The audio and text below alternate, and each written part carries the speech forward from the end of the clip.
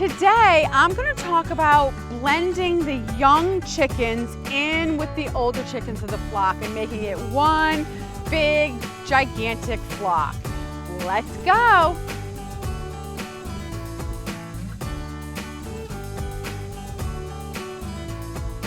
Okay, so today I'm going to talk about introducing the young chickens in with the older chickens of the flock. And when they're loose like this, it's not that much of a problem because they kind of blend together. Really where the problem is at nighttime when they're all going to go to bed into the coop together. The first thing you have to do is make sure the chicken run is big enough. If your chicken run isn't big enough, you're going to just go ahead and add to it. You can buy some little banging posts and some wire. It's actually very, very easy to expand your chicken run. You don't even have to take down the end fence. You can literally just cut a hole in it. So just add on, and cut a hole in that fence and they can go back and forth, just for the time being if it's kind of a rush job or an emergency. And then later you can go back and, make a bigger hole between the two runs. But sometimes that's handy though, because you can always close that off and still keep them separated if they're not quite ready to blend together. Number two is you have to kind of make sure they're about the same size. If you look at my chickens here, you can't really tell which ones are the young ones and which ones are the older ones, because once they're all about the same size, they do blend pretty well, because chickens, they don't know how old each other is. They kind of just go by size. And if one's way smaller, they're kind of mean to that one, and they're kind of a bully in the sense that they'll chase it away all the time.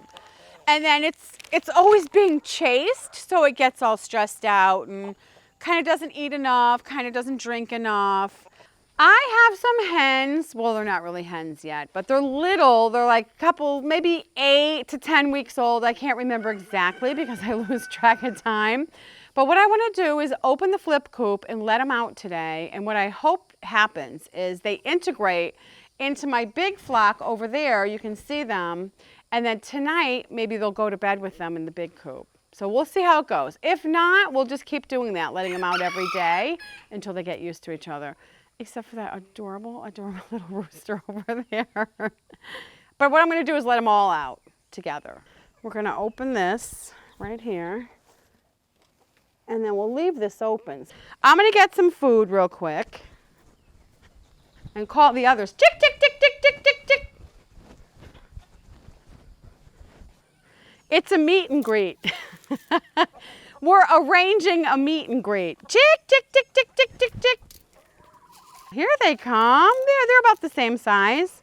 Look, you want to show how they're all about the same size as the big ones. That's when we introduce them all. See how they don't stand out? They just blend in. That way the flock isn't like, who are you? And here comes the teeny weeny rooster, my absolute favorite, because I have Dum Dum, the most gigantic rooster I've ever seen. And then I have the teensy weensy little rooster. My two favorites, the two little roosters. The other ones came back out. They're just shy in the beginning. He's like, hey, baby, more hens. So you have to make sure they're all about the same size, and then make sure your chicken run is plenty big. And the next thing you have to do, because not everybody can free range like mine are here, you might have to go to work or whatever the case may be. You live in a neighborhood or whatever. So, obviously make sure the chicken run's big enough. And then the next thing you have to do is you have to have 2 water bowls and 2 feed bowls, feed pans, whatever you keep your feed in. Have one at this end and one way down there at the other end, as far apart as you can. And the reason being, that's what the big chickens do. The older chickens chase the little ones away all the time because they're higher up in the pecking order.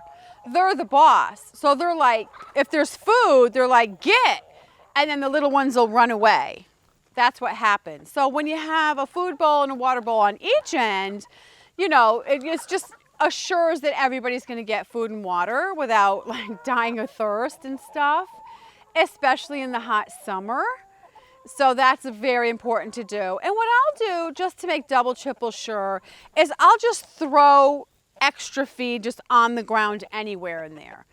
I even almost overfeed at that period of time just to make sure there's plenty of food everywhere. And it does all get eaten up. So just throw it on the ground. They'll pick and scratch. And then also have the 2 food bowls and the 2 water bowls. And then your next thing you really have to make sure of, and these are all very simple things, it's not like a big deal to blend the flock together, is make sure your roost, where they sleep, is long enough.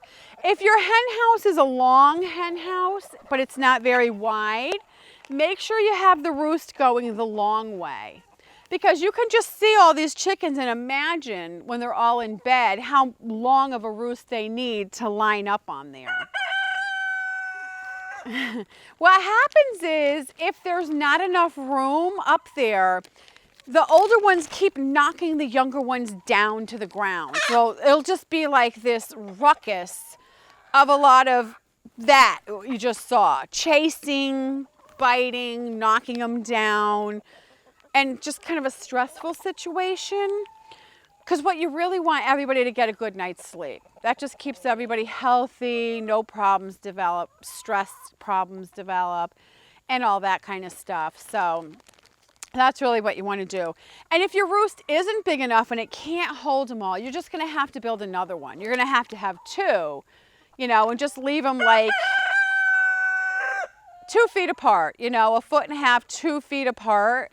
And that way, you know, they can jump from one to the other and they can, you know, just line up next to each other all the way down. And those are the most important things you have to do to make sure, you know, everything goes well when you're blending it. That increases your chances of everything going well.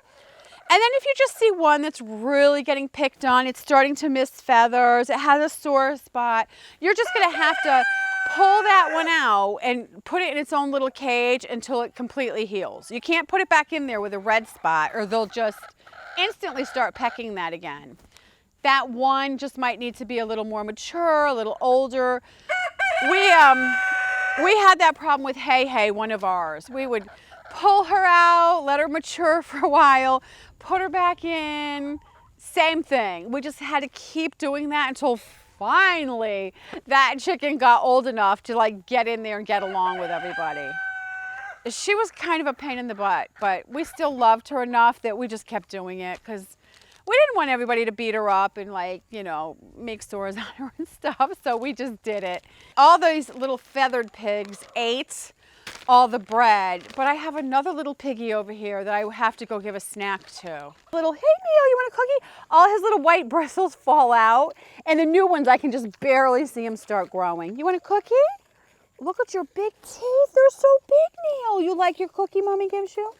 I know. You can't have too many. I'm saving one for the horse, that's all.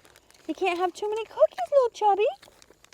Okay, come on, I only have 2 left, but I want to go give one to the mule. No, Charlie's not the pushiest. There you go. Hold on, I'm going to break it in half. Oh. Okay, here, Thunder. Look at him, he's like, up. Oh my gosh, cookies are so good, aren't they? I have to tell you something so funny about this little rooster right here.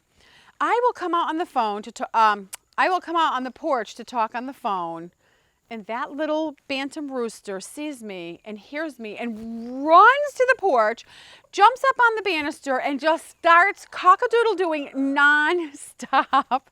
I want to wring his little neck because I'm like on the phone, and all of a sudden he's just like, just non-stop. It is so irritating. And of course the person I'm talking to is like, what is going on over there? And I literally have to run back inside and talk in the house. I can't even stand on the porch. All because of him right there. That one. Please hit the subscribe button, like, and share. And so that's pretty much it. It's not really a big deal. But if you have any questions or having any problems, don't forget, you can always, I want to say email me down below, but you know what I mean. Leave a message in the comments and I'll try to help you if you have a question. So thanks for watching. See you next time. Bye-bye.